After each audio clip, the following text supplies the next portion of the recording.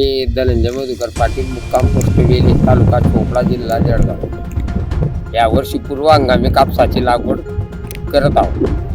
कापसाला भाव नसल्यामुळे खतांची टंचाई, मजुरांचा ताण, त्यामुळे तरी पर्याय नसल्यामुळे कापूस हे पीक लागवड करत आहे. सरकारने या गोष्टींकडे लक्ष देण्यात यावे, खतांचे भाव कमी करण्यात यावे, कापसाला भाव देण्यात यावा.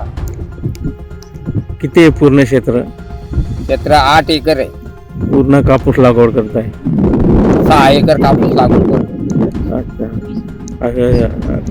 कापसाला ज्या वेळेस कापूस शेतकऱ्यांच्या घरात येतात त्यावेळेस भाव नसतो, त्यावेळेस भाव पडून जातात. तरी शेतकऱ्यांच्या घरातून माल गेल्यानंतर परत व्यापाऱ्यांकडे गेल्यानंतर भाव वाढतो. तरी मग शेतकऱ्यांना नाईलाज असते. दुसरे पीक पर्याय नाही. कापसाचे हे नगदी पीक म्हणून गणलं जातं. अच्छा. आणि आता एवढ्या लवकर लागवड करण्याचं कारण काय?